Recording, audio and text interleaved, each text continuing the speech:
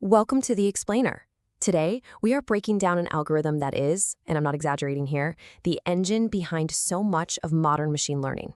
We're talking about gradient descent.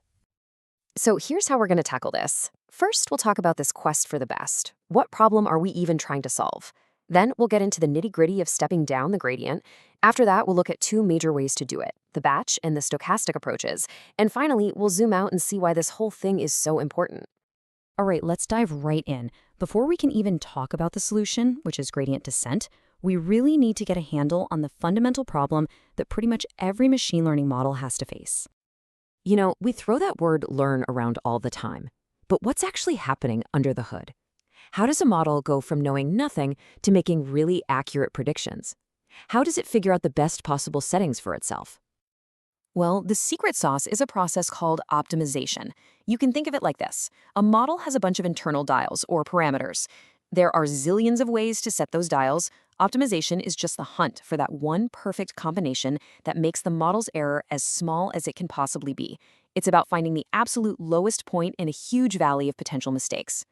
So, how do you find the bottom of that error valley? I want you to picture this. You're standing on a giant rolling hillside, but it's completely covered in a thick fog. You can only see the ground right at your feet. How on earth do you find your way down to the lowest point? Well, what would you do? You'd probably feel around with your feet to see which direction is the steepest downhill, and then you take a step that way. And that is exactly what gradient descent does. The gradient is just a fancy math term for a vector that points in the direction of the steepest uphill climb. So to get to the bottom, we just do the exact opposite. We take a step in the direction opposite to the gradient. And what's so cool about this is that it's a really simple, repeatable process.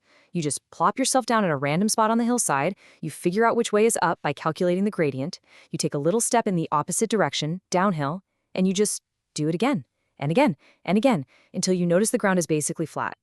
That means the gradient is almost zero, and congrats, you found the bottom. Okay, but that brings up a really important question. How big of a step do you take each time? This little decision, often called the step size or learning rate, turns out to have massive consequences. And it's a real dilemma. If your steps are teeny tiny, you'll definitely get to the bottom eventually, but it could take forever. You're being super cautious. But if your steps are too big, you might leap right over the lowest point and land on the other side of the valley.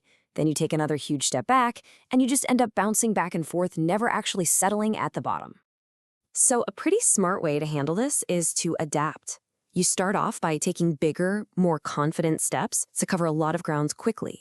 But as the slope gets gentler, you know you're getting closer to the bottom. So you start taking smaller and smaller, more careful steps to really zero in on that perfect minimum point. Okay, so that's the big idea. But how does this actually work when you have a real data set with maybe thousands or millions of data points? How do you calculate that gradient? Well, the first method we'll look at is called batch gradient descent. And this one is very thorough. Before it takes even a single step, it looks at every single data point in your training set. It calculates the error for all of them, and then it averages those results together to get one super accurate, high-quality direction for the next step. The whole philosophy here is to be methodical. You do one massive calculation that takes the entire data set into account to make sure that the step you're about to take is the absolute best possible step from your current position. Now, this sounds amazing, right? It's incredibly precise. So why don't we just use this method all the time? What could possibly be the downside? Well, the downside comes down to one word: speed. If you have a huge data set, calculating that gradient across millions of data points just to take one tiny step is computationally brutal. It's just way too slow. And that's what led to a much faster, nimbler alternative. Enter stochastic gradient descent, or SGD. Now, instead of one big, slow, super careful step, SGD takes thousands of small, fast, and kind of messy steps. It looks at just one single data point, calculates a quick and dirty gradient from that one example, and immediately takes a step. Then it just grabs the next data point and does it all over again. And you can really see the totally different philosophy in the code. Instead of one big calculation, the stochastic, which just means random, approach shuffles the data and then loops through it, making a tiny little correction for every single example it sees. It's like a rapid-fire series of nudges. So here's the fundamental trade-off. Batch gradient descent takes this beautiful, smooth, direct path down to the minimum, but on large datasets, it is painfully slow. Stochastic gradient descent, on the other hand, is way, way faster, but its path to the minimum looks more like a drunken zigzag. It gets you into the right neighborhood very quickly, but it's a much noisier journey. Okay, let's pull back and look at the big picture. We've talked about the what and the how, but let's really nail down the why. Why is this algorithm such a big deal? So when you boil it all down, it's this. The incredibly simple idea of just walking downhill, step by step, is the engine that powers the training for a huge number of machine learning models. Everything from simple linear regression to the gigantic neural networks we have today relies on this. And the choice between being slow and careful like batch or fast and approximate like stochastic gives us the tools to solve all kinds of problems.